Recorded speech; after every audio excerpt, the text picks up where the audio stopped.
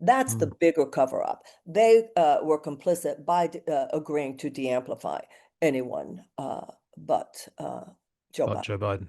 Joining me now is author, political activist, and spiritual philosopher Marianne Williamson. Why did you move into politics? Because that's not a path well traveled. Well, I think that with my work, really being up close and personal with people in some of their most painful times, I came to see over a period of years that there were many people for whom the crisis was not the exception, but the rule. In other words, the problem wasn't just that they had cancer. The problem was that they didn't have health care. The problem wasn't just that they didn't have a job. The problem was that they couldn't afford to support a family on just one job. So I saw the change in America that was produced by a $50 trillion transfer of wealth over a period of years. And I realized, although I'd been involved in personal growth work, even though I had been involved in private charity, I realized that no amount of private charity could compensate for a basic lack of social justice, and that we were at the effect of systems that were themselves so malfunctional that we had to address the systemic issues, or all we would do is just constantly be trying to help people survive what had become a great economic injustice that was built into the system. And how did spiritualism lead into your politics? What's the connection there? Well, the correction is to realize that some things are more important than money. Some things are more important than a kind of rudderless and morally hollowed out capitalism. That democratic and humanitarian values are supposed to be the governing principle of our society, and instead corporate profit. It was a little bit here and a little bit there and a little bit here and a little bit there. There was an accumulation of political and social and economic factors, which led us to the point where, a very, very tiny group of Americans were able to accumulate and hoard economic and social resources at the expense of the vast majority of Americans. I think maybe you're going to have to spell out for me what spiritualism means for you. Like, why? I mean, why spiritualism has has an import to humanitarian values? Because when we talk about Uh, spiritualism, we're talking about something more than the Well, merely cold and pragmatic, perhaps. when you say the word spiritualism, which I would not, this Right, conjures up for people, tapping on tables and having them jump up and down. Spirituality is simply the path of the heart. And right. whether you're talking about an individual or a nation, the question of spirituality is that loving? Is it merciful? Is it forgiving? Is it generous?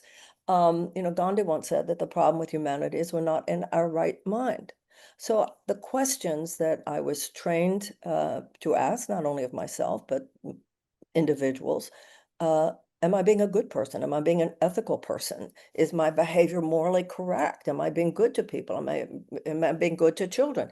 To me, those same questions should be asked about public policy, because all that a nation is a group of people. So the same psychological and emotional dynamics that prevail within a country prevail within a world, and we can see this now. When people say, "Oh, what do feelings have to do with any of this?" Are you kidding me? What is terrorism if not hatred turned into a political force?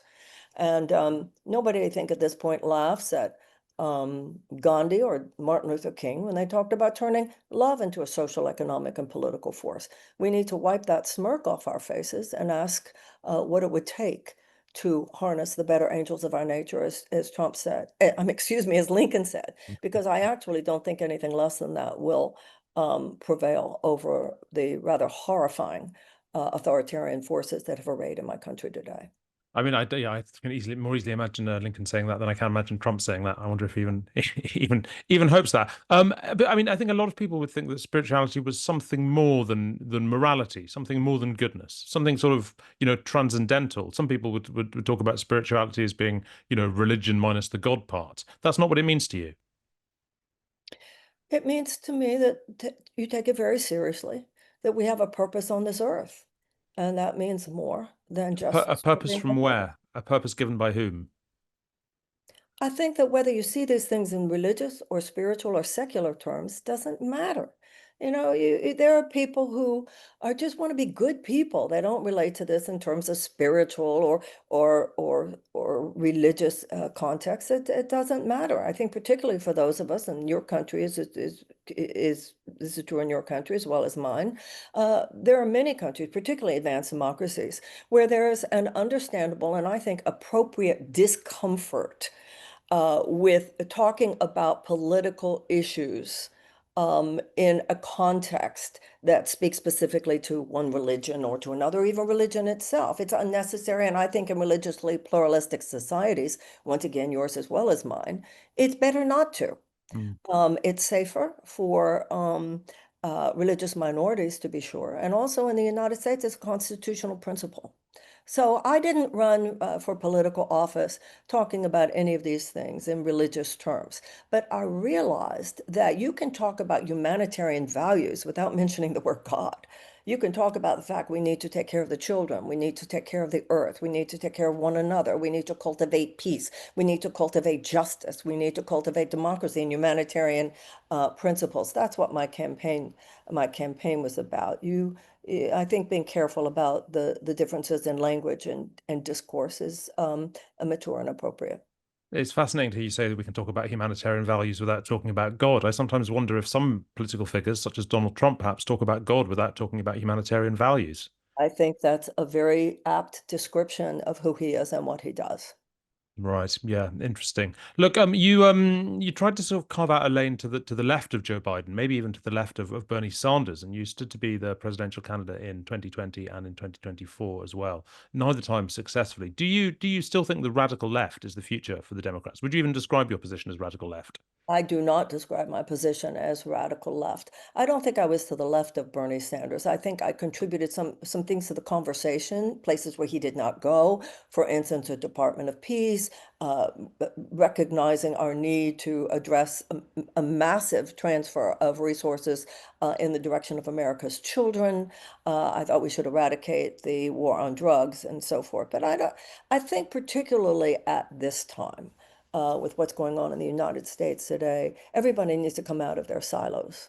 This is not about right versus left, Democrat versus Republican. This is about authoritarianism that could turn into totalitarianism, that at its extreme could turn into fascism, as opposed to the Constitution and the rule of law. And so I think at this point, um, we all have to see ourselves as Constitution protectors, whether we're high-minded liberals or conservatives. This is a bigger issue. I think that, I've been saying actually for a long time, um, if you're a Jewish American or a Black American or a gay American or white American or Black American or brown American, I think that we have tended over the last few decades to put not so much too much attention on the word in front of the hyphen, but not enough attention on the word after the hyphen.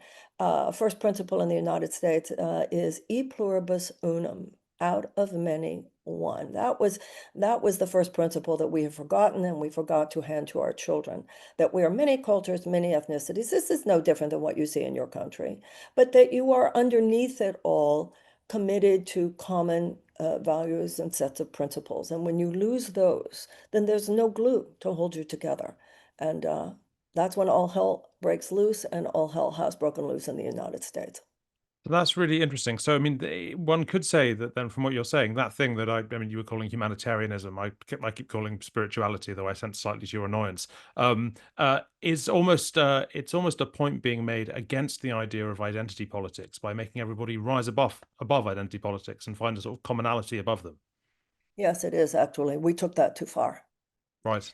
Go on.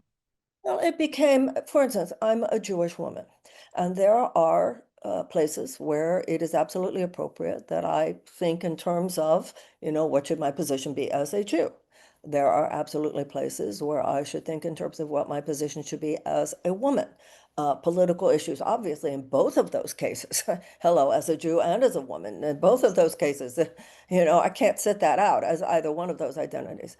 But at this point, I have to get over the idea that there's nothing to talk about being an American, particularly when the threat that Trump's regime poses to my country would be a threat to every individual identity as well. Right. Okay. You mentioned your desire when you're running to establish a Department of Peace. Tell me about a Department of Peace, and does it involve American disarmament? Does it involve sort of disestablishing defense departments and lessening military funding, or does it have quite different aims? Well, I look at the military like a surgeon in your country and mine. If we have to have surgery, God knows we should have the best surgeon. You should have the best surgeon on hand. On the other hand, a reasonable person tries to avoid surgery if possible. I think a lot of people in the United States have not realized that peace building is a thing. For instance, there are four factors which statistically indicate that if present, there will be a higher incidence of peace and a lower incidence of conflict. Number one, greater economic opportunities for women. Number two, greater educational opportunities for children. Number three, a diminishment of violence against women. And number four, the amelioration of unnecessary human despair. And that is generally under the purview of what we call soft power. So to whatever extent the United States was engaged, and we were not engaged nearly as much as we should have been, but even that is being decimated by cuts to USAID and other federal agencies. We have food that is actually rotting in the United States that used to be given to people who are starving in this world. And there are already people who are suffering greatly um, because of these policies of the Trump administration due to such things as that. So a Department of Peace, and also the other thing about a Department of Peace is I stood for that in my campaigns, had to do not only with international affairs, but also domestic affairs, issues of peace building, nonviolent communication skills, restorative justice. This is as true whether you're talking about a city, and this is obviously you see this in your country as well as mine, whether you're talking about Liverpool or whether you're talking about the Congo, the principles are the same. Also, if I might, I want to go back to something you said. It wasn't that I am uncomfortable with talking about spirituality. I just understand that there are appropriate boundaries and walls. And if I'm talking about spirituality, I'm talking about spirituality. If I'm talking about politics, I talk about spirituality within the context, like I said, of nonviolent political philosophy, such as Dr. King and Yeah. uh, Gandhi. Understood. From a peacemaking perspective, Yeah. what do you think of Donald Trump's desires to, well, firstly his reluctance to use American military might that we've seen so far, and Well, his what appears to be his desire to end the various wars in the world? that's a complicated subject, isn't it? I certainly heard a lot of people saying they wanted to vote for him because he was the peace candidate. I've never seen Mm, him as exactly the peace candidate. One thing I have to give him, however, despite my reluctance to give him anything, he does not seem to be under the sway of Bibi Netanyahu, the way Biden is.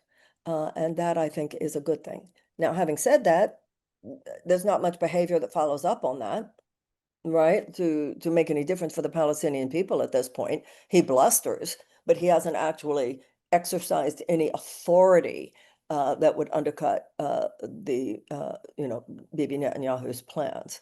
Uh, Ukraine as well. What's he doing? I mean, the other day, you probably heard him say, Putin is killing people. yeah, like he's Just just noticed. Putin Yeah. is dropping bombs on Kiev as though this is some like shocking news that nobody knows. He says, and I'm not happy about it. So the president is a master at propaganda. He's a master at very strategic bluster that makes his audience feel like, wow, he's Mm.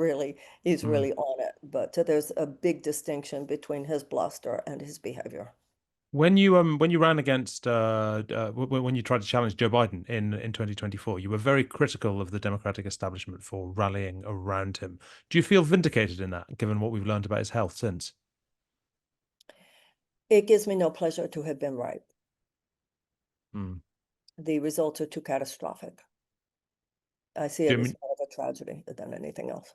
do you see the election of Donald Trump as having directly followed from Joe Biden's reluctance to stand down? No, no, no, no, no, no. It's much more than his reluctance to stand down. It should not have mattered whether or not he ran again. That was a PR narrative, a strategy that was concocted by a few people in the White House working with some people at the DNC. When Lyndon Johnson, when Eugene McCarthy, Senators Eugene McCarthy and Senator Robert Kennedy Sr. ran against Lyndon Johnson, Johnson was an incumbent president. People primary incumbent senators, mayors, congresspeople all the time. And they could primary incumbent presidents. The only reason people didn't primary Obama or Clinton was because people thought he was doing a good job and stood a good chance of winning. This was a narrative that was concocted and a plan that was concocted by a few people who felt that the threat to democracy posed by Donald Trump was so great that they were entitled to suppress democracy in their own house. The only way to fight off anti-democratic forces is through more democracy, not less. So that there was a decision made to suppress and de-amplify any candidacy but the president's, because if, for instance, in that case mine, I was certainly the first one out there, if a debate had occurred, if proper amplification, when I proper, I just mean what would have been fair to any FEC registered candidate, given the same opportunities that I had had in 2020. CNN Town Hall, Sunday morning news shows, CNN, MSNBC, et cetera.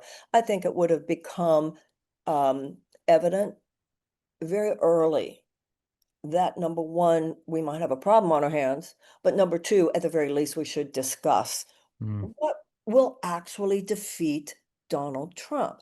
As it was, we were supposed to just fall in line with the idea that because Biden had defeated him last time, that he would defeat him this time. Well, that's like saying an actor who got the Oscar or the BAFTA last time will get it this time. It's a different movie and it's a different Yeah. script and it's a different time and it's a different plot. So this was terribly undemocratic. And even now, many of those who were going on and on and on about how Biden messed with us, they keep saying Biden fucked us by not getting out. What they are doing is trying to cover up their own complicity. That's the bigger cover up. They were complicit by agreeing to de-amplify anyone but Joe But Biden. Joe Biden. Understood. Look, finally then, Marianne Williamson, will you run again? I would seriously doubt that, but that doesn't mean that I don't, I said after my campaign in 2020 that I committed to my supporters to continue to try to inconvenience those who most need to be inconvenienced. And I certainly, particularly at this time, want to, as I think any conscious American does, do whatever I can to help save my country from the threat that is upon us now. Thank you very much indeed, Marianne Williamson. Thank Good to you. speak to you. Thank you.